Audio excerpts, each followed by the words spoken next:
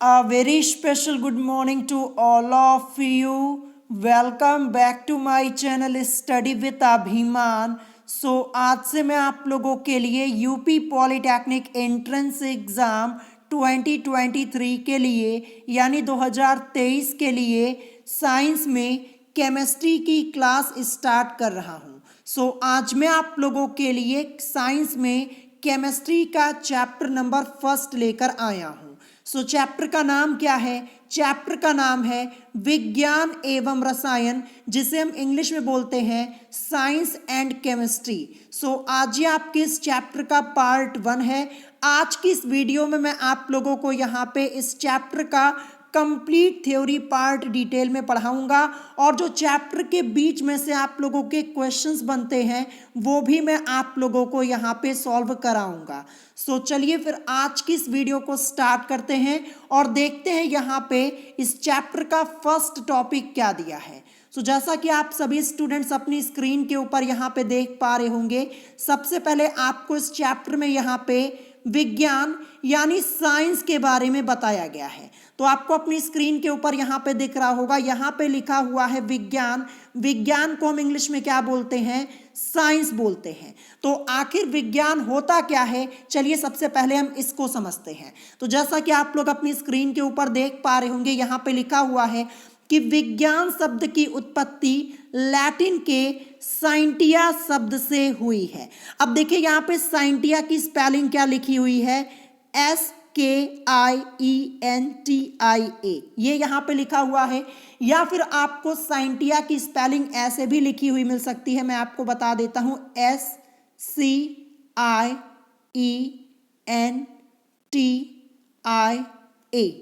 ऐसे भी आपको साइंटिया की स्पेलिंग लिखी हुई मिल सकती है।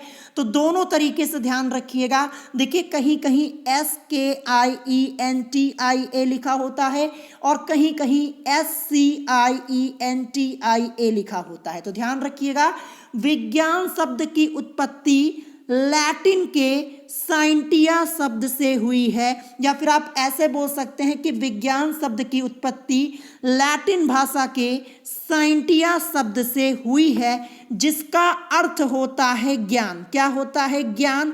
ज्ञान को आप इंग्लिश में क्या बोलेंगे? नॉलेज बोलेंगे। ध्यान रखिएगा। तो ये पहली लाइन आपकी यहाँ पे क्लियर हो गई होगी। विज्ञान शब्द की उत्पत्ति लैटिन के साइंटिया शब्द से हुई है, जिसका अर्थ होता है ज्ञान। ज्ञान को हम इंग्लिश में क्या बोलते हैं? नॉलेज बोलते हैं। ये आप लोग ध्यान रखिएगा। फिर इसके बाद देखिए आगे यहाँ पे साइंस की डेफिनेशन लिखी हुई है और ये डेफिनेशन आप लोगों ने छोटी क्लासेस में जरूर पढ़ी होगी। देखिए यहाँ पे लिखा है, अतः किसी तथ्य का क्रमबद्ध, सुसंगठित एवं व्यवस्थित ज्ञान विज्ञान कहलाता है। तो ये डेफिनेशन आप लोगों ने क्लास 6 या 7 में जरूर पढ़ी होगी। तो यहाँ पे क्या लिखा हुआ है? अतः किसी तथ्य का क्रमबद्ध, सुसंगठित एवं व्यवस्थित ज्ञान विज्ञान कहलाता है। अब देखिए यहाँ से आप लोगों से टोटल 2 क्वेश्चन पूछे जा सकते हैं। वो क्वेश्चंस मैं आपको बता दे रहा हूँ, आप लोग नोट कर लीजिएगा।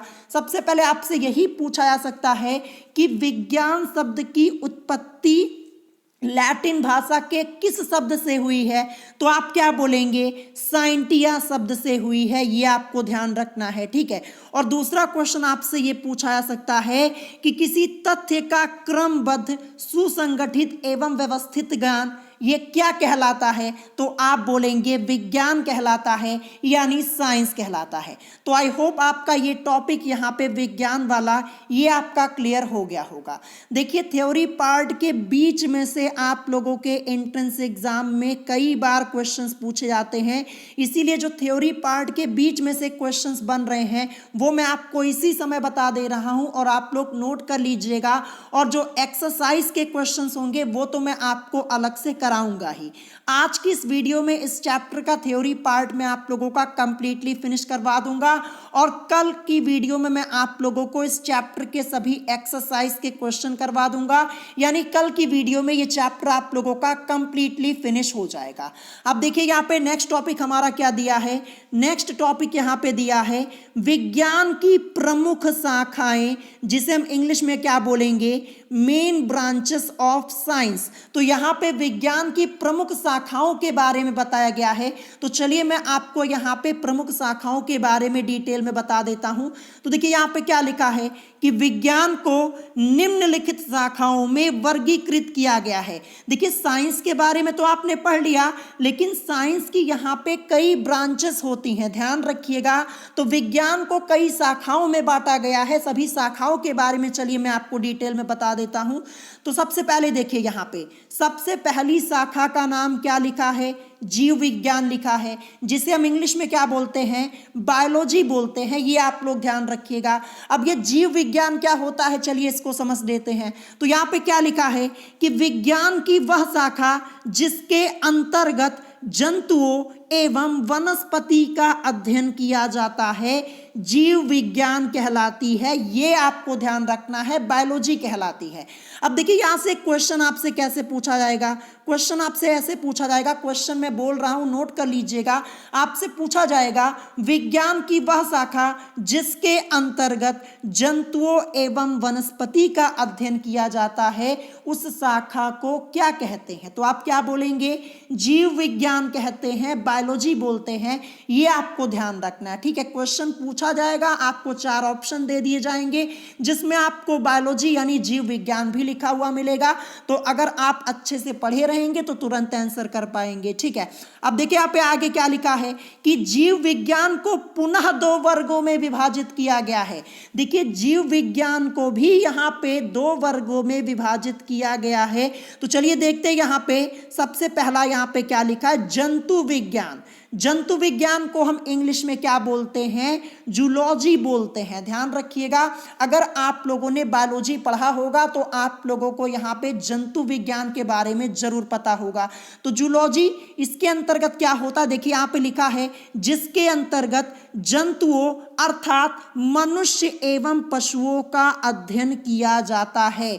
तो देखिए यहाँ पे जो जंतु विज्ञान की शाखा है, इसके अंतर्गत क्या होता है, इसके अंतर्गत जंतुओं और इसके अलावा यहाँ पे देखिए मनुष्य, ये आपको ध्यान रखना। यहाँ पे लिखा है ना कि जिसके अंतर्गत जंतुओं अर्थात, फिर इसके बाद मनुष्य एवं पशुओं का अध्ययन किया जाता है। तो ये कौन सी शाखा है, जंतु विज्ञान है। ध्यान रखिएगा, देखिए जंतु विज्ञान में जंतुओं के बारे में भी पढ़ा जाता है, मनुष्य के बारे में भी पढ़ा जाता है, ध्यान रखिएगा। तो ये हो गया यहाँ पे जूलॉजी। अब इसके बाद देखिए यहाँ पे जूलॉजी के बाद यहाँ पे दिया हुआ है वनस्पति विज्ञान।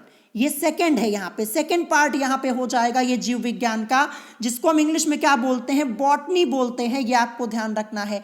अब देखिए बॉटनी में क्या होता है, यहाँ पे लिखा हुआ है जिसके अंतर्गत वनस्पति अर्थात पेड़ पौधों का अध्ययन किया जाता है। ये तो आपको देखने में ही लग रहा है वनस्पति विज्ञान है, तो वनस्पति विज्ञान में क्या होगा, पेड़ पौधों का ही तो अध्ययन किया जाएगा। तो देखिए यहाँ से क्वेश्चन कैसे पूछा जाएगा, सबसे पहले जंतु विज्ञान में समझिएगा, आपसे पूछ लिया जाएगा कि विज्ञान की वह शाखा जिसके अंतर्गत जंतुओं एवं मनुष्यों का अध्ययन किया जाता है, उसे हम क्या बोलते हैं। तो क्या बोलते हैं, जंतु विज्ञान यानी जूलॉजी बोलते हैं। ये आपको ध्यान रखना है। दूसरा क्वेश्चन आपसे ये पूछा जा सकता है कि विज्ञान की वह शाखा जिसके अंतर्गत हम वनस्पति अर्थात पेड़ पौधों का अध्ययन करते हैं, उसे हम क्या बोलते हैं, वनस्पति विज्ञान बोलते हैं, बॉटनी बोलते हैं। ये आपको ध्यान रखना है। और ये दोनों ही शाखाएं आपकी जीव विज्ञान के अंतर्गत आती हैं, ध्यान रखिएगा, ठीक है। जीव विज्ञान में भी आपकी 2 शाखाएं आपको देखने को मिलेंगी, जंतु विज्ञान जिसे हम इंग्लिश में बोलते हैं जूलॉजी, और इसके अलावा वनस्पति विज्ञान जिसे हम इंग्लिश में बोलते हैं बॉटनी। तो आई होप यहाँ पे आप का ये टॉपिक क्लियर हो गया होगा। अब इसके बाद देखते हैं सेकंड यहाँ पे क्या दिया है, दूसरी शाखा यहाँ पे देखेंगे, ये आपकी भौतिक विज्ञान है। भौतिक विज्ञान को हम इंग्लिश में क्या बोलते हैं, फिजिक्स बोलते हैं। तो भौतिक विज्ञान ये क्या होता है, चलिए इसको समझते हैं। तो देखिए यहाँ पे लिखा है कि विज्ञान की वह शाखा जिसके अंतर्गत ऊर्जा के विभिन्न रूपों, ध्यान रखिएगा ऊर्जा की बात हो रही है, एनर्जी की बात हो रही है, तो ऊर्जा के विभिन्न रूपों, देखिए ऊर्जा कई रूपों में होती है, ऊर्जा का कोई एक रूप नहीं होता, ये आप सब लोग जानते हैं। इसीलिए यहाँ पे लिखा है कि ऊर्जा के विभिन्न रूपों पदार्थ पर ऊर्जा के प्रभाव तथा पदार्थ और ऊर्जा के संबंध का अध्ययन किया जाता है, भौतिक विज्ञान कहलाती है, यानी फिजिक्स कहलाती है। ध्यान रखिएगा, यहाँ पे क्या लिखा हुआ था, विज्ञान की वह शाखा जिसके अंतर्गत ऊर्जा के विभिन्न रूपों, पदार्थ पर ऊर्जा के प्रभाव तथा पदार्थ और ऊर्जा के संबंध का अध्ययन किया जाता है, भौतिक विज्ञान यानी फिजिक्स कहलाती है। ये आपको ध्यान रखना है, ठीक है। अब इसके बाद नेक्स्ट यहाँ पे क्या दिया है, नेक्स्ट यहाँ पे दिया है, नेक्स्ट ब्रांच यहाँ पे है, अगली शाखा है खगोल विज्ञान, जिसको हम इंग्लिश में क्या बोलेंगे, एस्ट्रोनॉमी बोलेंगे। खगोल विज्ञान देख के ही आप समझ गए होंगे कि इसके अंतर्गत क्या होता है। तो देखिए लिखा हुआ है कि विज्ञान की इस शाखा के अंतर्गत नक्षत्रों का अध्ययन किया जाता है। किसका, नक्षत्रों का अध्ययन किया जाता है। तो ये तो आपको वैसे ही पता चल गया होगा, और वैसे भी मैं आपको बता दूं, इस टॉपिक से आपके एग्जाम में क्वेश्चन नहीं पूछा जाएगा, खगोल विज्ञान से क्वेश्चन नहीं पूछा जाएगा, ये मैं पहले ही क्लियर कर दे रहा हूं। यहाँ पे लिखा हुआ था इसीलिए मैंने आपको बता दिया। अब नेक्स्ट यहाँ पे देखते हैं, नेक्स्ट यहाँ पे दी हुई है शाखा भूगर्भ विज्ञान, जिसको हम इंग्लिश में क्या बोलते हैं, जियोलॉजी बोलते हैं। यहाँ पे GEO लिखा हुआ है, ध्यान रखिएगा, जियोलॉजी। और ऊपर आपका एक जंतु विज्ञान दिया था, वो जूलॉजी होता है। पढ़ने में अंतर है, ध्यान रखिएगा, कंफ्यूज मत होइएगा। तो भूगर्भ विज्ञान ये क्या होता है, तो इसके अंतर्गत देखिए पृथ्वी, पर्वत, चट्टान, नदी आदि की संरचना का अध्ययन करने वाली विज्ञान की शाखा भूगर्भ विज्ञान कहलाती है। ये आपको ध्यान रखना है। यानी इस शाखा के अंतर्गत किसका अध्ययन किया जाता, लिखा हुआ है पृथ्वी, पर्वत, चट्टान, नदी आदि की संरचना का, ध्यान रखिएगा, इन सभी की संरचना का अध्ययन करने वाली विज्ञान की शाखा भूगर्भ विज्ञान यानी जियोलॉजी कहलाती है। ये आपको ध्यान रखना है, ठीक है। अब इसके बाद नेक्स्ट देखिए, नेक्स्ट यहाँ पे रसायन विज्ञान के बारे में बताया गया है। रसायन विज्ञान को इंग्लिश में क्या बोलते हैं, केमिस्ट्री बोलते हैं। तो देखिए ये आपका मोस्ट इंपॉर्टेंट है, यहां से क्वेश्चन आपसे पूछा जा सकता है। अभी मैं आपको बताऊंगा कैसे क्वेश्चन पूछा जाएगा। तो देखिए क्या लिखा हुआ है कि केमिस्ट्री शब्द की उत्पत्ति मिस्र के प्राचीन नाम कैमी, इंग्लिश में क्या लिखा हुआ है, CHEMI, कैमी शब्द से हुई थी। ये आपको ध्यान रखना है। देखिए ये जो टॉपिक आप पढ़ रहे हैं, ये लाइन जो लिखी हुई है, इससे रिलेटेड आपका एक्सरसाइज में एक क्वेश्चन दिया हुआ है। वो क्वेश्चन मैं आपको यहीं पे बता दे रहा हूं। क्वेश्चन क्या दिया है कि केमिस्ट्री की उत्पत्ति कैमी शब्द से हुई है, जो कि प्राचीन नाम है। यानी किसका प्राचीन नाम है, 4 ऑप्शन आपको देखने को मिलेंगे। ऑप्शन ए आपको लिखा हुआ मिलेगा चीन का, ऑप्शन बी आपको लिखा हुआ मिलेगा भारत का, ऑप्शन सी लिखा हुआ मिलेगा अमेरिका का, और ऑप्शन डी लिखा हुआ मिलेगा मिस्र का।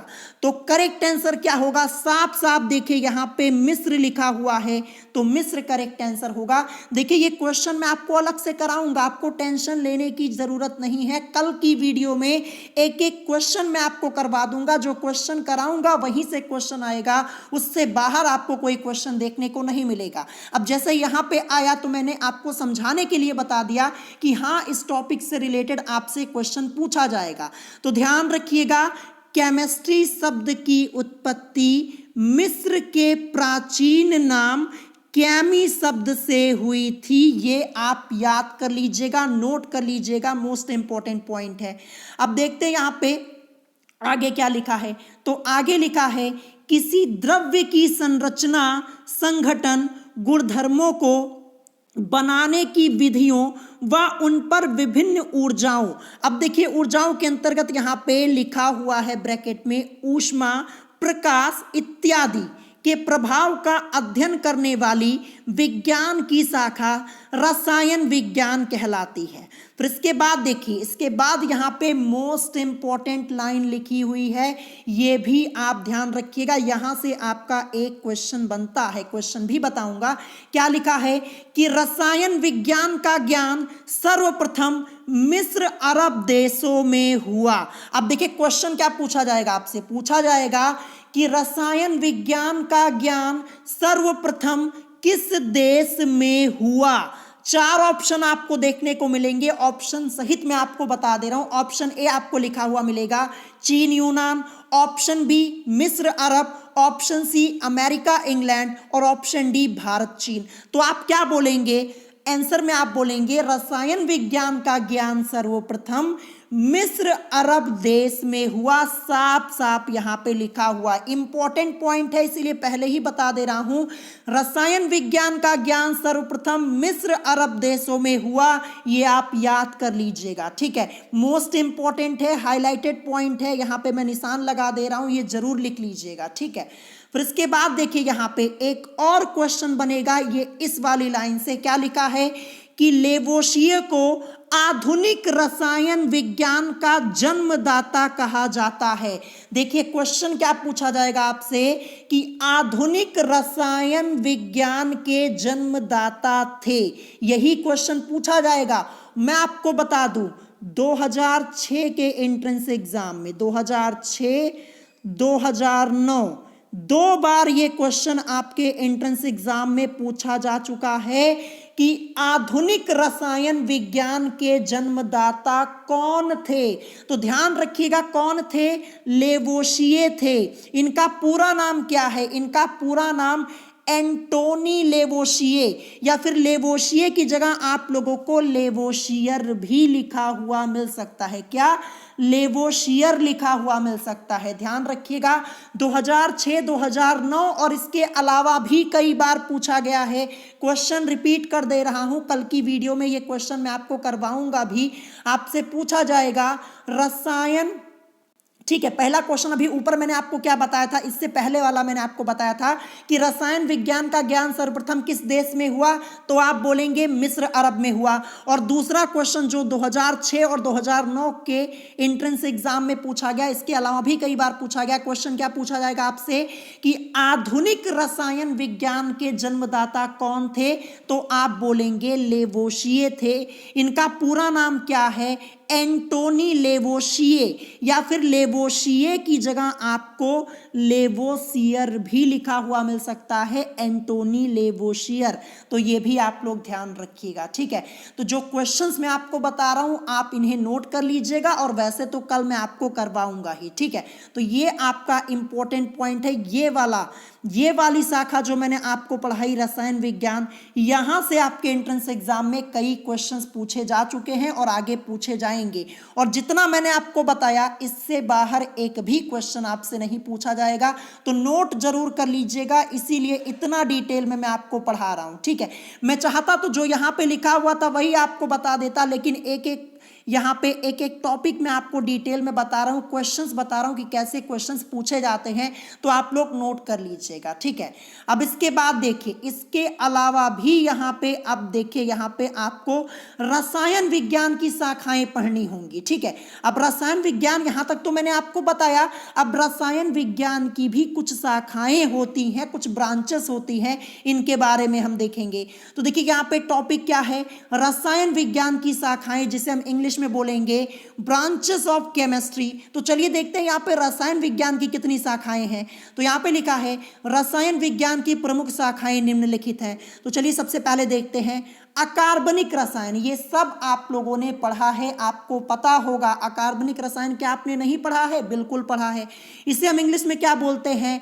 इनऑर्गेनिक केमिस्ट्री बोलते हैं। क्या बोलते हैं? Inorganic chemistry. अब देखिए अकार्बनिक रसायन के अंतर्गत क्या पढ़ा जाता है, इस शाखा के अंतर्गत क्या पढ़ाई होती है, उसको हम समझते हैं। तो देखिए क्या लिखा है, इसके अंतर्गत, यानी जो इनऑर्गेनिक केमिस्ट्री है, अकार्बनिक रसायन है, इसके अंतर्गत अकार्बनिक तत्व, उनकी प्रकृति एवं उनसे बनने वाले यौगिकों का अध्ययन किया जाता है, ठीक है। अब यहां से तो आपसे कोई क्वेश्चन नहीं पूछा जाएगा, लेकिन ध्यान रखिएगा जो अकार्बनिक रसायन है ये रसायन विज्ञान की एक शाखा है, ये आपको ध्यान रखना है बस। अब इसके अलावा देखिए यहाँ पे दूसरी शाखा क्या दी है, दूसरी शाखा यहाँ पे दी है कार्बनिक रसायन, जिससे हम इंग्लिश में क्या बोलते हैं, ऑर्गेनिक केमिस्ट्री बोलते हैं। ये भी नाम आप लोगों ने सुना होगा, इस शाखा के बारे में आपको पहले ही पता होगा। अगर पता था तो मुझे कमेंट करके जरूर बताइएगा।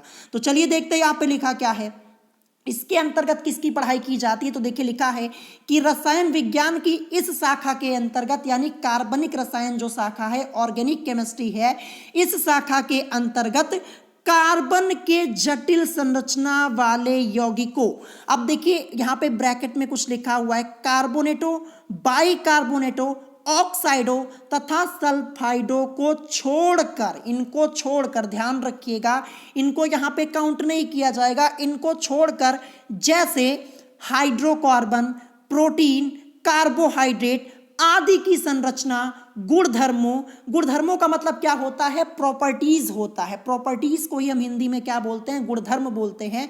तो गुणधर्मों बनाने की विधियों, ठीक है, व उपयोगिता का अध्ययन किया जाता है, यह आपको ध्यान रखना है।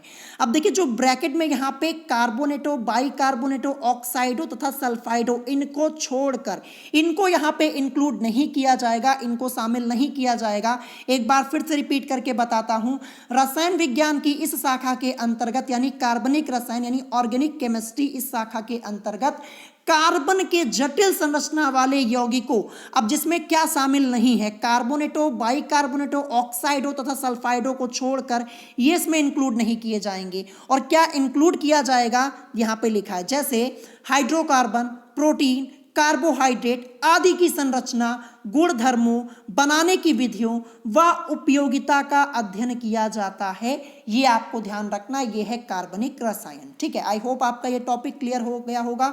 अब नेक्स्ट देखते हैं, यहाँ पे एक नोट पॉइंट लिखा हुआ है जो कि मोस्ट इंपॉर्टेंट है, ये जरूर लिख लीजिएगा अपनी कॉपी में। यहां से एक क्वेश्चन पूछा जाता है और कई क्वेश्चन बनेंगे, वो सब मैं आपको बताऊंगा भी। देखिए क्या लिखा है कि पृथ्वी पर पाए जाने वाले तत्वों में कार्बन का स्थान 17वां है। पृथ्वी पर जितने भी तत्व पाए जाते हैं, ध्यान रखिएगा, उनमें कार्बन का स्थान क्या है? 17वां है। ये यहाँ पे लिखा है, पृथ्वी पर पाए जाने वाले तत्वों में कार्बन का स्थान 17वां है। अब क्वेश्चन पूछा जाएगा आपसे, देखिए एक्सरसाइज का पहला ही क्वेश्चन, जो क्वेश्चन नंबर फर्स्ट है, यही आपका दिया गया। क्वेश्चन क्या पूछा गया है कि पृथ्वी पर पाए जाने वाले तत्वों में कार्बन का कौन सा स्थान है? 4 ऑप्शन आपको देखने को मिलेंगे। पहला ऑप्शन आपको दे दिया जाएगा 18वां स्थान है, दूसरा ऑप्शन दे दिया जाएगा 15वां स्थान है, तीसरा ऑप्शन दे दिया जाएगा 20वां स्थान है और चौथा ऑप्शन दे दिया जाएगा 17वां स्थान है। तो आप क्या बोलेंगे? 17वां स्थान है, ध्यान रखिएगा। तो बात आई है कार्बन की, तो चलिए मैं आपको यहाँ पे कार्बन के बारे में कुछ इंपॉर्टेंट इंफॉर्मेशन बता देता हूँ, जहां से आपके एंट्रेंस एग्जाम में क्वेश्चन पूछा जाता है। तो देखिए कार्बन को हम किससे रिप्रेजेंट करते हैं? कार्बन को हम C से रिप्रेजेंट करते हैं। सबसे पहले आपको ये पता होना चाहिए। कार्बन का एटॉमिक नंबर क्या होता है? परमाणु क्रमांक क्या होता है कार्बन का? तो जो कार्बन का परमाणु क्रमांक होता है वो 6 होता है, यानी 6 होता है। ये आपको पता होना चाहिए। आपसे सीधे सीधे पूछ लिया जाएगा कि कार्बन का परमाणु क्रमांक कितना होता है, 4 ऑप्शन दे दिए जाएंगे। तो ध्यान रखिएगा, कार्बन का परमाणु क्रमांक 6 होता है। अब इसका इलेक्ट्रॉनिक कॉन्फ़िगरेशन क्या होता है? इलेक्ट्रॉनिक विन्यास क्या होता है? तो मैं आपको कार्बन का इलेक्ट्रॉनिक विन्यास भी करके दिखा देता हूं। तो यहां पे मैं नीचे लिखता हूं, ठीक है। देखिए अगर ऑफ-बाउ के नियम से करेंगे तो क्या हो जाएगा? 1s2 2s2 और फिर इसके बाद 2p2, ये इसका होगा इलेक्ट्रॉनिक कॉन्फ़िगरेशन। ये जो कार्बन अभी मैंने लिखा हुआ है ऊपर, कार्बन, इसका परमाणु क्रमांक क्या होता है? 6 होता है, ठीक है। इसका इलेक्ट्रॉनिक कॉन्फ़िगरेशन करेंगे 1s2 2s2 2p2, ये मैंने ऑफ-बाउ के नियम से किया हुआ है। और ये जो रूल है ऑफ-बाउ का नियम, ये सबसे बेस्ट है यहाँ पे इलेक्ट्रॉनिक कॉन्फ़िगरेशन करने के लिए, इलेक्ट्रॉनिक विन्यास करने के लिए। अगर आपको इलेक्ट्रॉनिक विन्यास करना नहीं आता है तो तुरंत आप लोग कमेंट बॉक्स में लिख दीजिएगा कि हाँ मुझे इलेक्ट्रॉनिक विन्यास करना नहीं आता, ताकि मैं ये टॉपिक में आपको अलग से पढ़ा दूँ।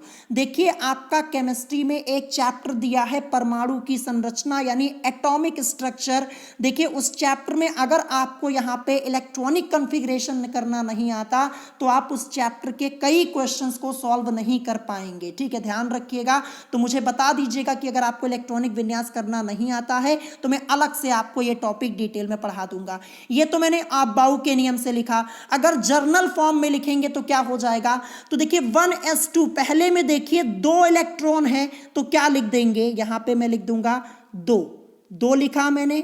ठीक है, फिर इसके बाद देखिए दूसरे में 2s2 फिर 2p2, देखिए दूसरा 2s2 2p2, 2 और 2 मिलके हो जाएंगे 4, 2,4 ये हो जाएगा जर्नल फॉर्म में, यानी सामान्य रूप में जब हम लिखेंगे तो 2,4 ये होता है कार्बन का इलेक्ट्रॉनिक विन्यास, इलेक्ट्रॉनिक कॉन्फ़िगरेशन। अगर आप बाउ के नियम से लिखेंगे 1s2 2s2 2p2 होगा। ध्यान रखिएगा, दोनों तरीके से मैंने आपको बता दिया। देखिए आप बाउ के नियम से अगर आप सीखेंगे तो आपका ये फायदा होगा कि देखिए यहाँ पे ये तो आ ही जाएगा आप बाउ का नियम वाला, इस नियम से आप कर पाएंगे इलेक्ट्रॉनिक कॉन्फ़िगरेशन और जर्नल फॉर्म में भी कर पाएंगे। और देखिए अगर आप बेसिक रूल से यहाँ पे इलेक्ट्रॉनिक कॉन्फ़िगरेशन करेंगे तो जो यहाँ पे बड़े परमाणु होते हैं उनका एटॉमिक नंबर ज़्यादा होता है, परमाणु क्रमांक ज़्यादा होता है, तो कैसे आप करेंगे। ठीक है, तो प्रॉब्लम होगी, इसीलिए आपको यहाँ पे आप बाउ का नियम आना जरूरी है, इलेक्ट्रॉनिक विन्यास करना आना आपके लिए बहुत ही जरूरी है। ठीक है, तो यहाँ पे मैंने आपको बता दिया कार्बन का परमाणु क्रमांक 6 होता है। ठीक है, ये आप समझ गए। इलेक्ट्रॉनिक कॉन्फ़िगरेशन 2,4 होता है। अगर बाउ के नियम से लिखेंगे 1s2 2s2 2p2 होता है। ठीक है, अब एक और क्वेश्चन पूछा जाता है कि कार्बन की संयोजकता कितनी होती है, कार्बन की वैलेंसी कितनी होती है। ये आपके एंट्रेंस एग्जाम में क्वेश्चन पूछा जा चुका है। ध्यान रखिएगा, मैं आपको बता दूं 2021 के एंट्रेंस एग्जाम में पूछा गया था कार्बन की संयोजकता क्या होती है। तो कार्बन की जो संयोजकता होती है वैलेंसी वो 4 होती है। यहाँ पे मैं साइड में लिख दे रहा हूँ 4, देखिए दिख रहा होगा आपको। तो कार्बन की संयोजकता 4 होती है। अभी के लिए आप इतना जान लीजिए। अब कैसे 4 होती है ये मैं आपको अलग से पढ़ाऊंगा, जब मैं आपको संयोजकता वाला टॉपिक पढ़ाऊंगा, वैलेंसी वाला, वहां पे मैं आपको डिटेल में समझा दूंगा। ठीक है, अभी के लिए आप इतना जान लीजिए कि कार्बन की संयोजकता, कार्बन की वैलेंसी कितनी होती है, 4 होती है। ये आप लर्न कर लीजिएगा। ठीक है, तो यहां तक आपको समझ में आ गया।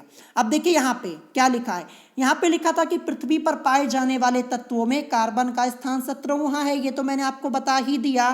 फिर इसके बाद जबकि इसके यौगिकों की संख्या, यानी कार्बन के यौगिकों की संख्या प्रकृति में हाइड्रोजन के यौगिक के बाद सर्वाधिक है। देखिए प्रकृति में हाइड्रोजन के यौगिक यहाँ पे सबसे अधिक, फिर उसके बाद यहाँ पे देखिए यहाँ पे क्या लिखा हुआ है, हाइड्रोजन के यौगिक के बाद सर्वाधिक किसकी है, कार्बन की। ध्यान रखिएगा, लिखा है कि जबकि इसके यौगिकों की संख्या प्रकृति में हाइड्रोजन के यौगिक के बाद सर्वाधिक है। ध्यान रखिएगा, पहले हाइड्रोजन आएगा फिर उसके बाद कार्बन। आई होप आपको ये यहाँ पे समझ में आ गया होगा। और यहाँ पे यौगिकों की बात हो रही थी, ये भी आपको यहाँ पे ध्यान रखना है। तो देखिए ये नोट पॉइंट आपका मोस्ट इंपॉर्टेंट है। यहाँ से मैंने आपको कई क्वेश्चन बता दिए, ये सब आप लोग नोट कर लीजिएगा, इंपॉर्टेंट है। ठीक है, अब इसके बाद देखिए मैं आपको बता दूं, जैसे आपको ये याद करने में दिक्कत हो रही है कि पृथ्वी पर पाए जाने वाले तत्वों में कार्बन का स्थान क्या है,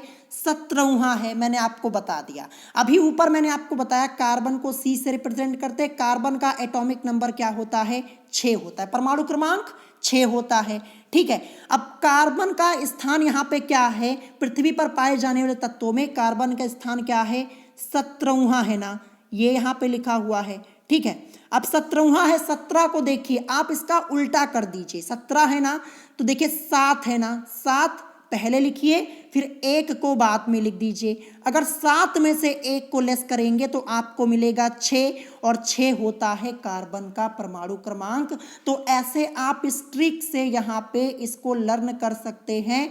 जैसे ही आपसे पूछा जाए कि पृथ्वी पर पाए जाने वाले तत्वों में कार्बन का स्थान क्या होता है, आपको नहीं याद हो रहा है, अगर आपको ये पता होगा कि हाँ कार्बन का परमाणु क्रमांक 6 होता है, 6 होता है, अगर ये आपको पता है तो तुरंत आपके माइंड में क्लिक होगा 17। ठीक है 17, अगर इसका उल्टा करेंगे 7 में से 1 को लेस करेंगे 6 मिलेगा, जो कि कार्बन का परमाणु क्रमांक होता है। तो ये तो सिर्फ मैंने आपको समझाने के लिए ट्रिक बताई हुई है, ठीक है। अगर आपको डायरेक्ट याद होता है तो बहुत अच्छी बात है, ठीक है। तो ये ट्रिक थी, ये भी मैंने आपको बता दिया। अब आते हैं यहाँ पे नेक्स्ट क्या दिया है। नेक्स्ट यहाँ पे देखिए भौतिक रसायन दिया हुआ है, जैसा कि आप लोग देख पा रहे होंगे, जिसको हम इंग्लिश में क्या बोलते हैं, फिजिकल केमिस्ट्री बोलते हैं। ये भी आपको ध्यान रखना है। तो चलिए देखते हैं भौतिक रसायन यानी फिजिकल केमिस्ट्री, इसके अंतर्गत क्या है। तो यहाँ पे लिखा है रासायनिक अभिक्रियाओं के नियमों व विशेष परिस्थितियों का अध्ययन रसायन विज्ञान की इस शाखा के अंतर्गत किया जाता है। भौतिक रसायन के अंतर्गत यानी फिजिकल केमिस्ट्री के अंतर्गत। फिजिकल केमिस्ट्री में क्या होता है, रासायनिक अभिक्रियाओं के नियमों, ठीक है, रूल्स जो होते हैं, नियमों व विशेष परिस्थितियों यानी जो स्पेशल कंडीशंस होती हैं, उनका अध्ययन हम इस शाखा में करते हैं, विज्ञान की इस शाखा के अंतर्गत करते हैं। तो देखिए ऊपर मैंने आपको क्या बताया, ऑर्गेनिक, इनऑर्गेनिक, फिर यहाँ पे आ गया फिजिकल केमिस्ट्री। यहाँ तक आपको समझ में आ गया होगा। अब देखते हैं इसके बाद नेक्स्ट यहाँ पे क्या दिया है। तो नेक्स्ट यहाँ पे देखिए मैं आपको बता दूं, जैसा कि आप लोगों को अपनी स्क्रीन के ऊपर यहाँ पे दिख रहा होगा। तो आगे हम यहाँ पे देखते हैं। तो देखिए रसायन विज्ञान की उपशाखाएं यहाँ पे दी गई हैं, जैसा कि आप लोग देख पा रहे होंगे। इसके अलावा भी यहाँ पे रसायन विज्ञान की कुछ उपशाखाएं होती हैं, जिनके बारे में जानना आप लोगों के लिए बहुत ही जरूरी है। तो हम रसायन विज्ञान की कुछ उपशाखाओं के बारे में यहाँ पे डिस्कस कर लेते हैं। इंग्लिश में क्या बोलते हैं, सब ब्रांचेस ऑफ केमिस्ट्री, यानी रसायन विज्ञान की कुछ उपशाखाएं भी होती हैं, और ये सभी शाखाएं आप लोगों की केमिस्ट्री से ही रिलेटेड है। तो चलिए देखते हैं यहाँ पे लिखा क्या हुआ है। तो यहाँ पे लिखा हुआ है उपरोक्त शाखाओं के अतिरिक्त, क्या लिखा है कि उपरोक्त शाखाओं के अतिरिक्त रसायन विज्ञान की निम्नलिखित उपशाखाएं हैं। उपशाखाओं को हम क्या बोलते हैं, सब ब्रांचेस बोलते हैं, ये ध्यान रखिएगा। अब देखिए सबसे पहली उपशाखा क्या दी है, सामान्य रसायन, जिसे हम इंग्लिश में क्या बोलते हैं, जर्नल केमिस्ट्री बोलते हैं। अब जर्नल केमिस्ट्री में क्या होता है, इस शाखा के अंतर्गत रसायन विज्ञान की सभी प्रमुख शाखाओं से संबंधित अध्ययन किया जाता है, यानी जितनी मेन ब्रांचेस केमिस्ट्री की हैं उनके बारे में हम यहाँ पे पढ़ते हैं थोड़ा थोड़ा। तो यही यहाँ पे बताया गया, तो यहाँ से तो कोई क्वेश्चन पूछा नहीं जाएगा। अब नेक्स्ट यहाँ पे है वैश्लेषिक रसायन यानी एनालिटिकल केमिस्ट्री। एनालिटिकल केमिस्ट्री ये इंपॉर्टेंट है, समझिएगा क्या लिखा हुआ है यहाँ पे, विश्लेषण द्वारा यानी एनालिसिस के द्वारा। विश्लेषण को हम इंग्लिश में क्या बोलते हैं, एनालिसिस बोलते हैं। तो विश्लेषण द्वारा यानी एनालिसिस द्वारा पदार्थों की पहचान तथा उनकी मात्राओं, इसके अंतर्गत संगठन, आयतन एवं द्रव्यमान का अध्ययन रसायन विज्ञान की इस शाखा के अंतर्गत किया जाता है, वैश्लेषिक रसायन के अंतर्गत यानी एनालिटिकल केमिस्ट्री के अंतर्गत यहाँ पे किया जाता है इसका अध्ययन। ध्यान रखिएगा, विश्लेषण द्वारा पदार्थों की पहचान तथा उनकी मात्राओं का अध्ययन इस शाखा में किया जाता है। क्वेश्चन कैसे पूछा जाएगा, यहाँ से क्वेश्चन पूछा जा सकता है, आपसे पूछा जाएगा कि विश्लेषण द्वारा पदार्थों की पहचान तथा उनकी मात्राओं का अध्ययन रसायन विज्ञान की किस शाखा के अंतर्गत किया जाता है। तो आप आंसर में बोलेंगे वैश्लेषिक रसायन यानी एनालिटिकल केमिस्ट्री, ये आपको ध्यान रखना है, ठीक है। जैसे ही विश्लेषण आपको लिखा हुआ मिले तुरंत आपको हिंट मिल जाएगी, हाँ यहाँ पे एनालिटिकल केमिस्ट्री की बात हो रही है, क्योंकि विश्लेषण इसको इंग्लिश में क्या बोलते हैं, एनालिसिस ही तो बोलते हैं, ध्यान रखिएगा। नेक्स्ट यहाँ पे क्या है, जैव रसायन, जिसे हम इंग्लिश में क्या बोलेंगे, बायोकेमिस्ट्री बोलेंगे। क्या बोलेंगे, बायोकेमिस्ट्री। अब ये जैव रसायन क्या होता है समझिएगा, इस शाखा के अंतर्गत सजीवों में, ठीक है, सजीव मतलब जो लिविंग थिंग्स है उनकी बात यहाँ पे हो रही है, सजीवों में यानी लिविंग थिंग्स, यानी इस शाखा के अंतर्गत सजीवों में होने वाली विभिन्न रासायनिक अभिक्रियाओं जैसे श्वसन, पाचन आदि का अध्ययन यहाँ पे किया जाता है जैव रसायन यानी बायोकेमिस्ट्री में। नेक्स्ट यहाँ पे क्या है, औद्योगिक रसायन। देखिए जो औद्योगिक रसायन देख रहे हैं ना, ये तो आपका केमिस्ट्री में अलग से पूरा चैप्टर ही दिया गया है, ये चैप्टर मैं आपको पढ़ाऊंगा। यहाँ से आपके एंट्रेंस एग्जाम में कई क्वेश्चंस पूछे आते हैं औद्योगिक रसायन। जब मैंने आपको सिलेबस बताया था तो वहाँ पे इस चैप्टर के बारे में मैंने आपको बताया हुआ है। इसको इंग्लिश में क्या बोलते हैं, इंडस्ट्रियल केमिस्ट्री बोलते हैं। तो समझिएगा ये औद्योगिक रसायन, इसके अंतर्गत यहाँ पे क्या होता है, तो देखिए लिखा हुआ है कांच, सीमेंट, प्लास्टिक, साबुन, पेंट, वार्निश आदि औद्योगिक पदार्थों के निर्माण की विधियों, गुणधर्मों मतलब प्रॉपर्टीज, ध्यान रखिएगा, व उपयोगिता का अध्ययन रसायन विज्ञान की इस उपशाखा के अंतर्गत किया जाता है। यानी जो औद्योगिक रसायन है इसके अंतर्गत किसका अध्ययन करते हैं, कांच, सीमेंट, प्लास्टिक, साबुन, पेंट, वार्निश आदि औद्योगिक पदार्थों के निर्माण की विधियों, गुणधर्मों व उपयोगिता का अध्ययन करते हैं। ये आपको ध्यान रखना है, ठीक है। जब ये चैप्टर पढ़ाऊंगा आपका सब कुछ क्लियर हो जाएगा, वहां पे मैं आपको डिटेल में पढ़ाऊंगा। अब देखिए नेक्स्ट यहाँ पे क्या है, नाभिकीय रसायन, जिसे हम इंग्लिश में क्या बोलेंगे, न्यूक्लियर केमिस्ट्री बोलेंगे। क्या बोलेंगे, नाभिकीय को इंग्लिश में न्यूक्लियर, रसायन को केमिस्ट्री बोलते हैं। तो समझिएगा यहाँ पे इसके अंतर्गत किसका अध्ययन होता है, तो नाभिक के संगठन, नाभिकीय अभिक्रियाओं तथा उनमें निर्मुक्त ऊर्जा की मात्रा, यानी जो एनर्जी रिलीज होती है उसकी बात हो रही है, तो उनमें निर्मुक्त ऊर्जा की मात्रा का अध्ययन रसायन विज्ञान की इस शाखा के अंतर्गत यानी न्यूक्लियर केमिस्ट्री के अंतर्गत किया जाता है। ये आपको ध्यान रखना है, ठीक है। अब इसके बाद नेक्स्ट यहाँ पे क्या है, युद्ध रसायन यानी वॉर केमिस्ट्री। युद्ध को इंग्लिश में वॉर बोलते हैं, रसायन तो केमिस्ट्री होगा ही, तो वॉर केमिस्ट्री। अब ये क्या है इसको समझेंगे। तो देखिए युद्ध में प्रयुक्त विस्फोटकों तथा विषैली गैसों का निर्माण एवं उनके गुणों का अध्ययन रसायन विज्ञान की इस शाखा के अंतर्गत यानी युद्ध रसायन यानी वॉर केमिस्ट्री के अंतर्गत किया जाता है। तो आप लोगों को पता होगा कहीं भी युद्ध होता है तो यहाँ पे विभिन्न प्रकार के विस्फोटकों का प्रयोग किया जाता है, विषैली गैसों का प्रयोग किया जाता है, परमाणु हथियारों का उपयोग किया जाता है। तो इन सब का अध्ययन कहाँ पे करते हैं, युद्ध रसायन यानी वॉर केमिस्ट्री के अंतर्गत। ध्यान रखिएगा इसके थ्रू यहाँ पे स्टडी होती है। अब इसके बाद देखते हैं नेक्स्ट यहाँ पे क्या है, कृषि रसायन, जिसे हम इंग्लिश में क्या बोलेंगे, एग्रीकल्चरल केमिस्ट्री। अब ये कृषि रसायन क्या होता है समझिएगा। तो देखिए यह रसायन विज्ञान की वह शाखा है जिसके अंतर्गत कृषि में प्रयुक्त किए जाने वाले विभिन्न रसायनों जैसे खाद्य आदि की संरचना, बनाने की विधियों तथा रासायनिक अभिक्रियाओं का अध्ययन किया जाता है। कृषि रसायन के अंतर्गत क्या होता है, यहाँ पे साफ साफ लिखा, जो कृषि रसायन आपका है ये आपका कृषि से रिलेटेड होगा यानी एग्रीकल्चर से रिलेटेड होगा, वैसे ही आपको समझ में आ जाएगा, ठीक है। अब नेक्स्ट यहाँ पे क्या है, औषधीय रसायन, जिसको हम इंग्लिश में क्या बोलेंगे, मेडिसिनल केमिस्ट्री बोलेंगे। ये आपको ध्यान रखना है। देखिए औषधि को हम इंग्लिश में मेडिसिन बोलते हैं। अब यहाँ पे औषधीय लिखा है तो क्या हो जाएगा, मेडिसिनल केमिस्ट्री। यहाँ पे ध्यान रखिएगा।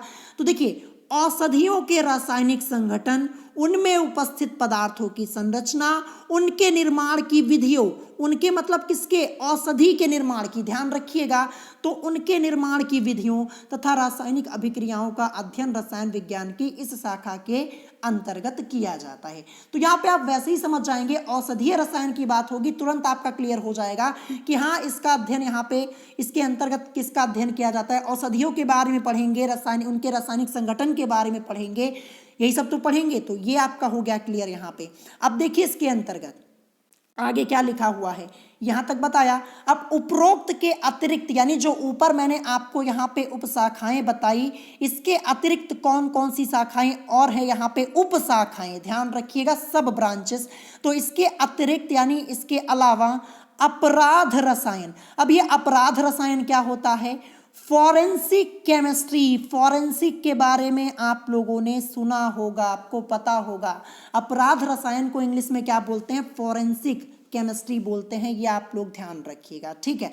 फिर इसके बाद भू रसायन यानी अर्थ केमिस्ट्री, इसके अलावा खनिज रसायन यानी मिनरल केमिस्ट्री, इसके अलावा अंतरिक्ष रसायन यानी स्पेस केमिस्ट्री आदि रसायन विज्ञान की अन्य उपशाखाएं हैं, ध्यान रखिएगा।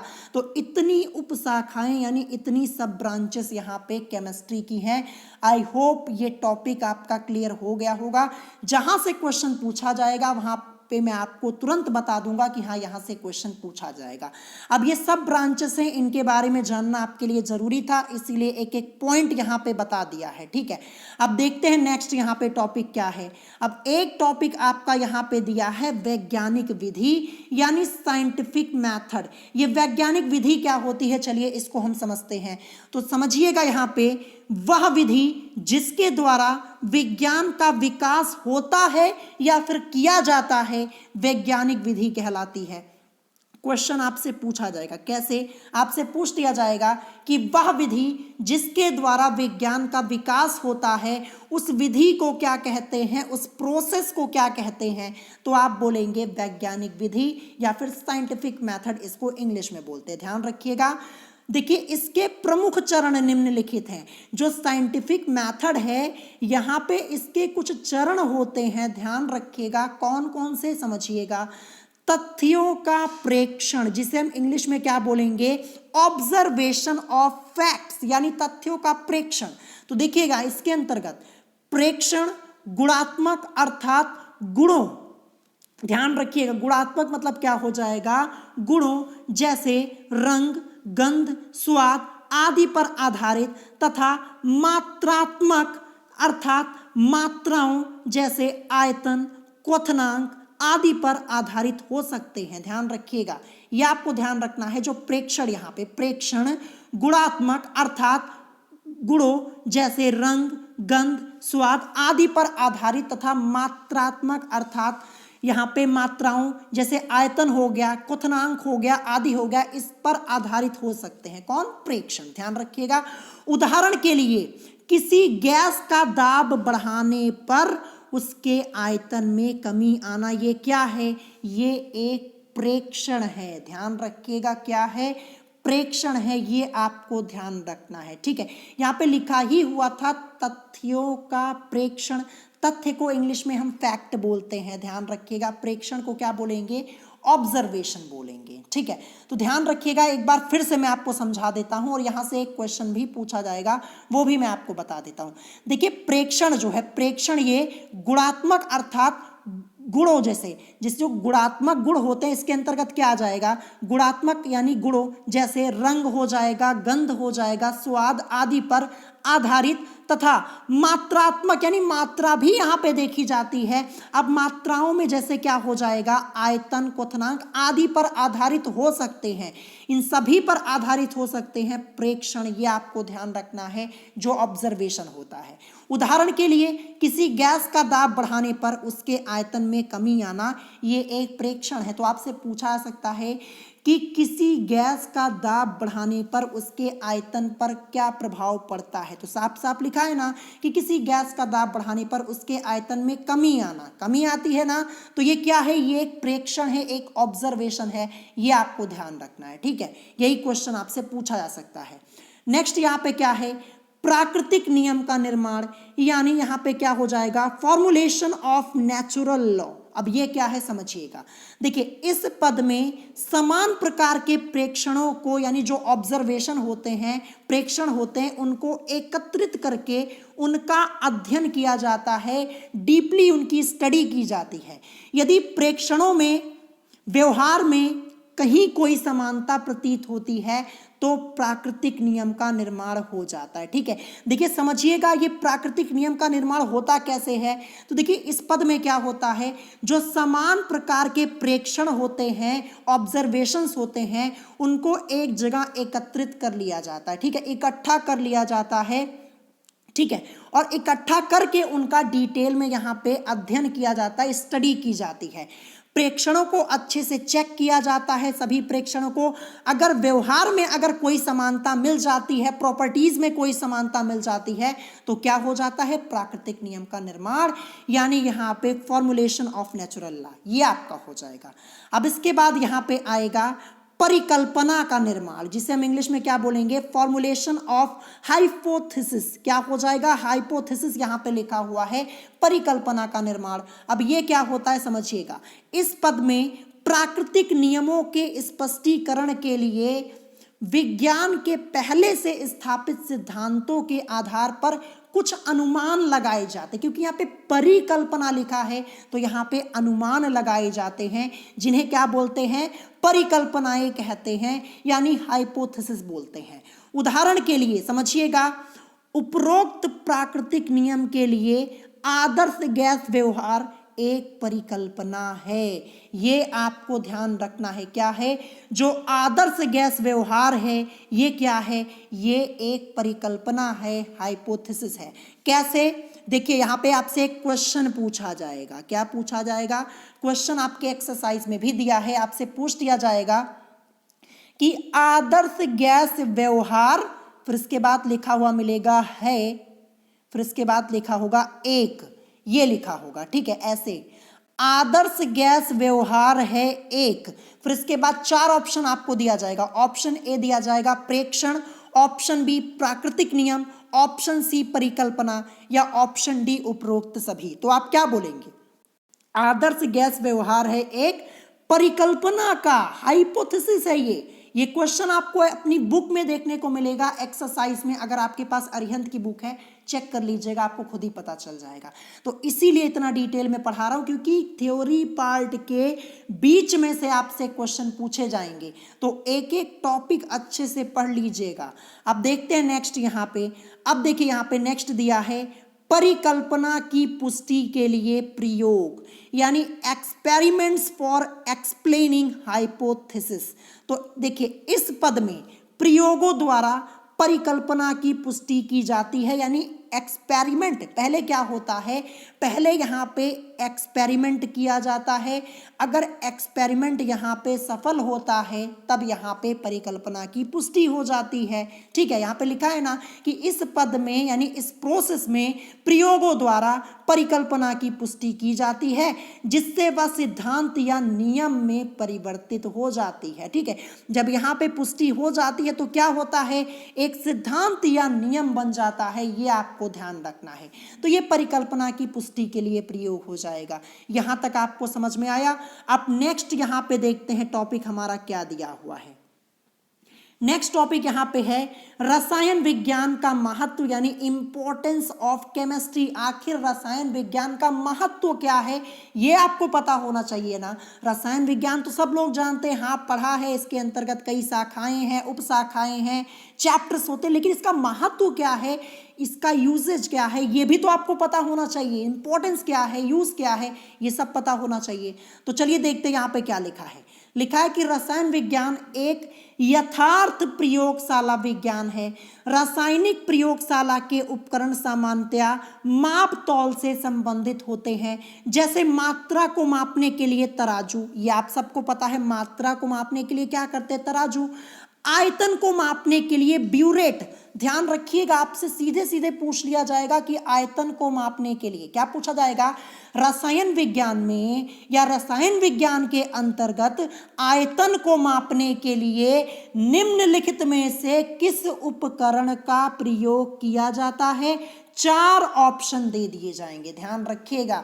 तो यहाँ पे देखिए लिखा हुआ है साफ साफ कि जैसे मात्रा को मापने के लिए तराजू हो गया और आयतन को मापने के लिए ब्यूरेट तथा पीपेट। ध्यान रखिएगा, अगर आप लोगों ने क्लास 12th कर लिया है तो आप लोगों ने ब्यूरेट और पीपेट ये जरूर देखा होगा, ये एक्सपेरिमेंट ये आपको जरूर कराया गया होगा। ठीक है, ये प्रयोग आप लोगों ने जरूर किया होगा अपनी लैबोरेटरी में, अपनी प्रयोगशाला में, जब आप स्कूल में पढ़ रहे होंगे। ठीक है, अगर किया है तो बताइएगा कमेंट करके, ये कराया जाता है, ब्यूरेट पीपेट आपको पता होगा। अगर नहीं पता है कोई बात नहीं, यहाँ पे जान लीजिए। ठीक है, फिर इसके बाद देखिए यहाँ पे क्या लिखा है, रंग की तीव्रता को मापने के लिए कैलोरीमीटर। तुरंत आपसे पूछा जाएगा कि रसायन विज्ञान के अंतर्गत रंग की तीव्रता को मापने के लिए किस उपकरण का प्रयोग करते हैं, कैलोरीमीटर बोलेंगे आप।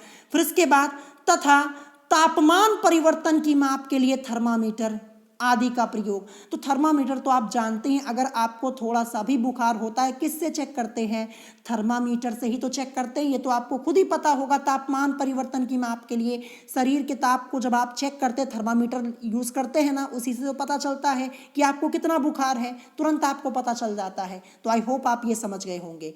नेक्स्ट यहाँ पे आगे देखते क्या लिखा है, इलेक्ट्रॉनिक्स तथा कंप्यूटर तकनीक के विकास से ऐसे वैज्ञानिक उपकरणों का यानी ऐसे वैज्ञानिक उपकरणों का विकास हुआ है जो पदार्थों की मात्रा, संरचना तथा रासायनिक गुणों का बिल्कुल सूक्ष्म एवं सही मापन करते हैं। ठीक है, ये आपको ध्यान रखना है। अब आगे लिखा हुआ है क्या कि मानव जीवन को सरल, सुखमय व समृद्ध बनाने में रसायन विज्ञान का सर्वाधिक योगदान है। अब यहाँ पे दैनिक जीवन में हम रसायन विज्ञान के उपयोग को समझेंगे, इसके यूसेज को समझेंगे। तो देखिए क्या लिखा हुआ है, हमारे दैनिक जीवन में रसायन विज्ञान के निम्नलिखित उपयोग हैं। देखिए दैनिक जीवन में रसायन विज्ञान का उपयोग, यहां से कई क्वेश्चन पूछा जाता है तो समझिएगा। देखिए सबसे पहला पॉइंट क्या है, खाद्य पदार्थ। खाद्य मतलब जो खाने वाले पदार्थ हैं, जो ईटिंग फूड आप लोग खाते हैं उसकी बात यहाँ पे हो रही है।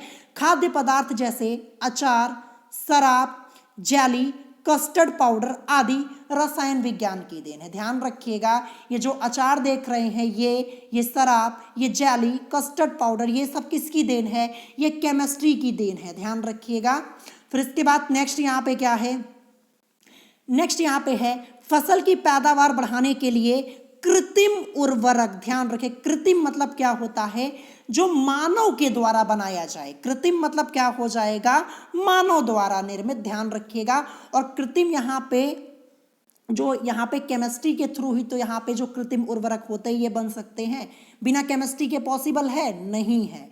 ध्यान रखिएगा, जैसे यूरिया, सुपर फॉस्फेट, ऑफलाइन आदि रसायन विज्ञान की देन है।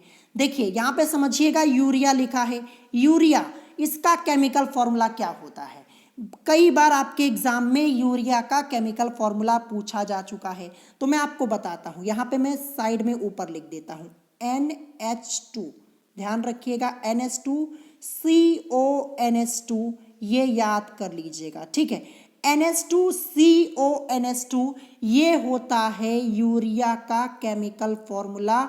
नोट कर लीजिएगा। अब ये फॉर्मूला भी लिखने का कई तरीका होता है, लेकिन जब आपके एग्जाम में पूछा जाएगा ऑप्शन में आपको यही लिखा हुआ मिलेगा NH2CONH2, ये यूरिया का केमिकल फॉर्मूला होता है। अब मैं आपको बता दूं, देखिए केमिस्ट्री में आपके एग्जाम में फॉर्मूले भी कई पूछे जाते हैं, तो फॉर्मूले के ऊपर मैं एक वीडियो अलग से बनाऊंगा जहां पे मैं आपको सभी इंपॉर्टेंट फॉर्मूले सेलेक्ट करके बता दूंगा। और फॉर्मूले के अलावा केमिकल नेम यानी रासायनिक नाम भी पूछा जाता है। तो अभी के लिए यूरिया का फॉर्मूला जान लीजिए, NH2CONH2 होता है, याद कर लीजिएगा। ठीक है, तो देखिए फसल की पैदावार को बढ़ाने के लिए जो कृत्रिम उर्वरक हैं जैसे urea, super phosphate of lime आदि, ये सब रसायन विज्ञान की देन है।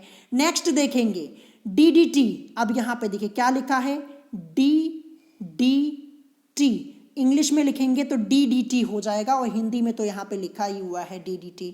अब देखिए यहाँ पे आपसे पूछा जाएगा कि DDT का पूरा नाम क्या होता है, ये आपको पता होना चाहिए। मैं ऊपर शॉर्ट में लिखता हूं DDT।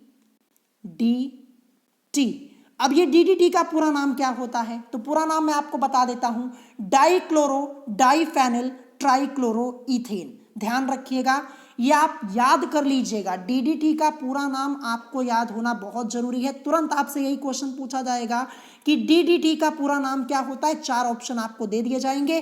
तो DDT का पूरा नाम होता है डाइक्लोरो डाइफेनिल ट्राइक्लोरोईथेन। मैं आपको लिख के भी बता दे रहा हूं, नोट कर लीजिएगा। स्पेलिंग में आपको बता देता हूं, देखिए D, फिर इसके बाद आप लिखेंगे I, डाई, इसका मतलब क्या हो जाएगा, डाई हो जाएगा।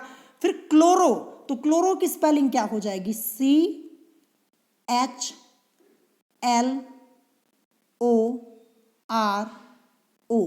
डाइक्लोरो। यहां तक समझ में आया, डाइक्लोरो। फिर इसके बाद आएगा डाई, तो यहां पे आप लिखेंगे DI, डाई। फिर डाई के बाद क्या आएगा, फेनिल आएगा, तो मैं यहां पे लिखता हूं PHENYL।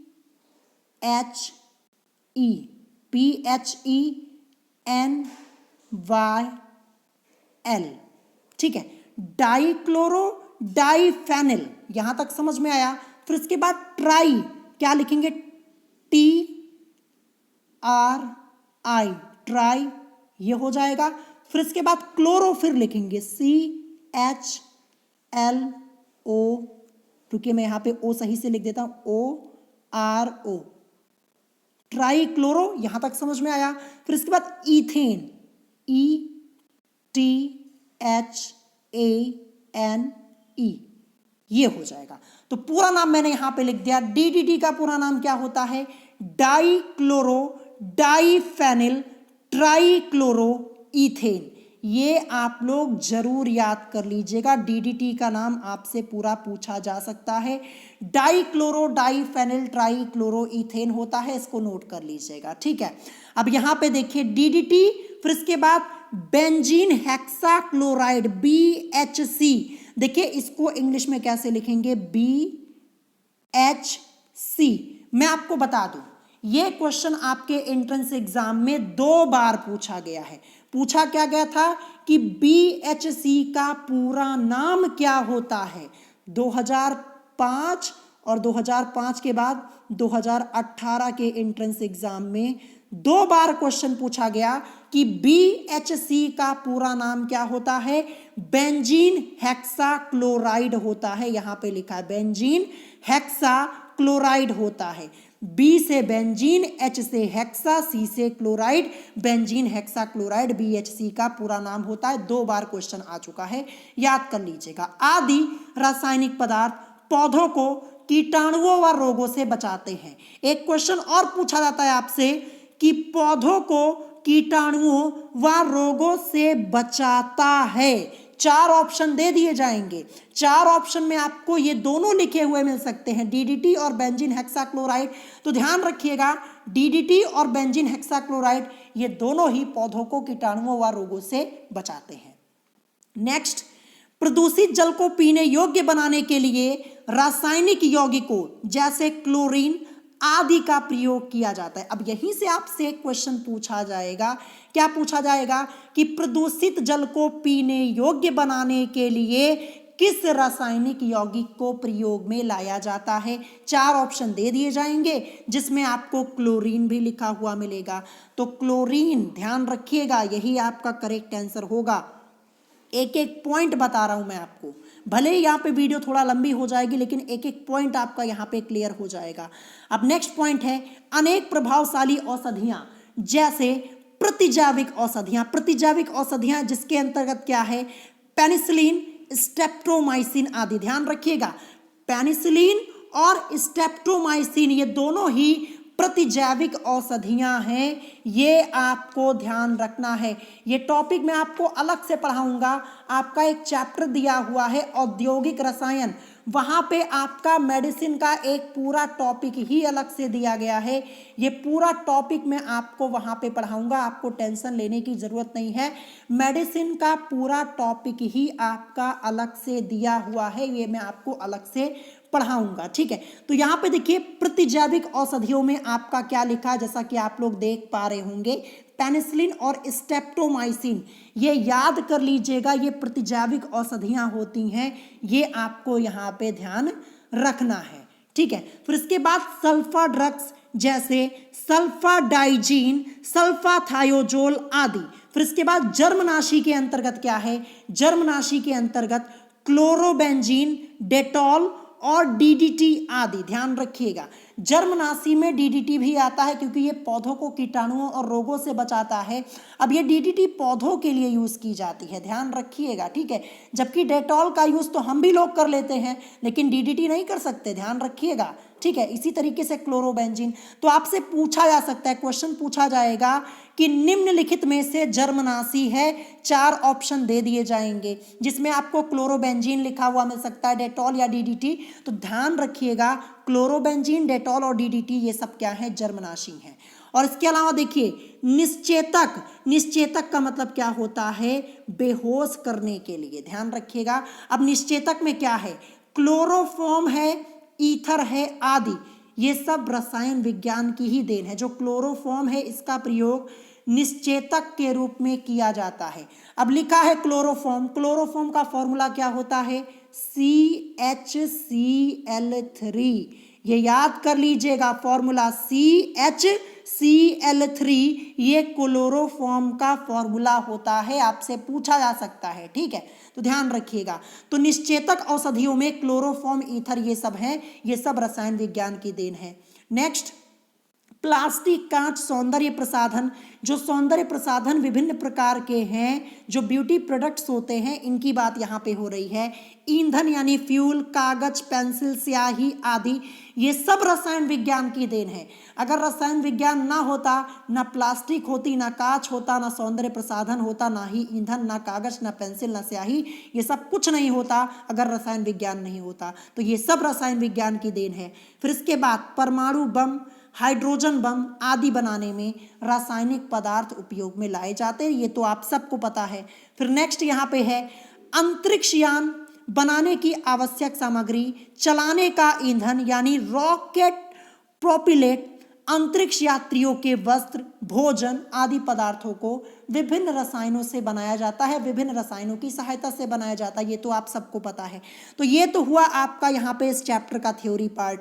अब देखेंगे यहाँ पे कुछ महत्वपूर्ण तथ्य, यहाँ से आपके एंट्रेंस एग्जाम में कई क्वेश्चंस आते हैं। तो समझिएगा, एक तरफ से ये चैप्टर की एक समरी है, जो अभी तक आपने पूरा थ्योरी पार्ट पढ़ा, ये यहाँ पे उस थ्योरी पार्ट के कुछ इंपॉर्टेंट पॉइंट्स है, इसको हम समझेंगे। ठीक है, तो सबसे पहला पॉइंट क्या है कि रसायन विज्ञान की ऐतिहासिक पृष्ठभूमि अल्केमी के प्राचीन अध्ययन पर आधारित है। ये आपको ध्यान रखना, अगर आपसे पूछा जाए कि रसायन विज्ञान की ऐतिहासिक पृष्ठभूमि किस पर आधारित है, तो अल्केमी के प्राचीन अध्ययन पर आधारित है।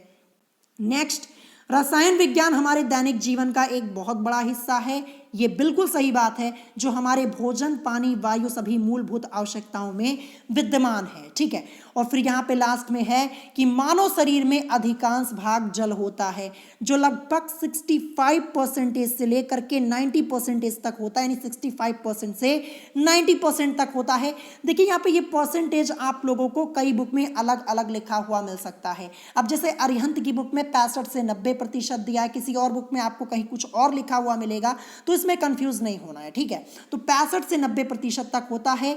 इस एक तथ्य से रसायन विज्ञान के महत्व का आकलन किया जा सकता है। अब एक मोस्ट इंपॉर्टेंट क्वेश्चन जो कि आपको यहाँ पे पूरे चैप्टर में देखने को नहीं मिला, केवल ये आपको महत्वपूर्ण तथ्य में ही देखने को मिलेगा कि चेचक के टीके का आविष्कार एडवर्ड जेनर ने किया था। आपसे क्वेश्चन पूछा जाएगा कि चेचक के टीके के आविष्कारक का नाम बताइए, तो आप क्या बोलेंगे? Edward Jenner. ध्यान रखिएगा, ये आपका मोस्ट इंपॉर्टेंट पॉइंट है, नोट कर लीजिएगा। चेचक के टीके का आविष्कार एडवर्ड जेनर ने किया था। ठीक है, तो इसी के साथ इस चैप्टर का थ्योरी पार्ट आप लोगों का मैंने यहाँ पे कंप्लीटली फिनिश करवा दिया। एक एक पॉइंट मैंने आपको बताया है, इस चैप्टर में आपका कुछ भी छूटा हुआ नहीं है। ठीक है, अब कल की वीडियो में मैं आप लोगों को इस चैप्टर के एक्सरसाइज के क्वेश्चंस कराऊंगा, और जो आज की इस वीडियो में जो बीच बीच में मैंने क्वेश्चंस बोले हुए हैं वो सब आप लोग नोट कर लीजिएगा। देखिए, आज की वीडियो का रिवीजन आज के आज ही आप लोग कर लीजिएगा, एक भी पॉइंट स्किप मत कीजिएगा, क्योंकि अभी आप लोगों के पास काफ़ी टाइम है। आज डेट कितनी है? 16 नवंबर। 16 नवंबर से मैंने आपसे कहा था कि मैं आपकी क्लासेस स्टार्ट कर दूंगा, तो आज से स्टार्ट कर दी। अभी आप लोगों के पास यहाँ पे काफ़ी टाइम है, डिटेल में अपनी स्टडी कर सकते हैं। आज से ही पढ़ना शुरू कर दीजिए ताकि आपको कोई प्रॉब्लम ना हो। ठीक है, तो आज ये थ्योरी पार्ट आप लोग रिवाइज कर लीजिएगा। देखिए, मैं आपको बता दूं, तीनों सब्जेक्ट मैं ही आपको पढ़ाऊंगा, फिजिक्स, केमिस्ट्री और मैथ, तीनों ही सब्जेक्ट मैं आपको पढ़ाऊंगा। तो मैं आपको बता दूं, जैसे आज मैं आपको केमिस्ट्री पढ़ा रहा हूं, जब केमिस्ट्री का मैं आपको 2 चैप्टर कंप्लीट करवा दूंगा, फिर उसके बाद मैं आप लोगों के लिए फिजिक्स की क्लास स्टार्ट कर दूंगा। जब फिजिक्स का आपका 1 या 2 चैप्टर कंप्लीट हो जाएगा तो मैथ की क्लास स्टार्ट कर दूंगा। ऐसे आप लोगों की क्लासेस चलती रहेंगी। ठीक है, और एग्जाम के पहले आपका सिलेबस कंप्लीट हो जाएगा। कुछ सेलेक्टेड चैप्टर से क्वेश्चन आते हैं, मैंने आपको पहले ही बताया है। सिलेबस देख के परेशान मत होइए, सिलेबस आपका बहुत ही बड़ा है। कुछ सेलेक्टेड चैप्टर से क्वेश्चंस आते हैं, जो मोस्ट इंपॉर्टेंट चैप्टर्स होंगे वो सब मैं आपको पहले पढ़ाऊंगा। ठीक है, तो अब कल की वीडियो में मैं आपको इस चैप्टर के क्वेश्चंस करवा दूंगा, थ्योरी पार्ट के। जो थ्योरी पार्ट के बीच में से क्वेश्चंस आज कराए हैं, इनको पढ़ लीजिएगा, नोट कर लीजिएगा, और कल एक्सरसाइज के क्वेश्चंस मैं आपको करवा दूंगा। ठीक है, कल ये आपका चैप्टर कंप्लीटली फिनिश हो जाएगा। सो अगर आज की वीडियो पसंद आई हो तो वीडियो को लाइक करना मत भूलिएगा, और साथ ही साथ हमारे चैनल स्टडी विद अभिमान को सब्सक्राइब करना मत भूलिएगा। सो आज की वीडियो में इतना ही, मिलेंगे नेक्स्ट वीडियो में। Thanks for watching.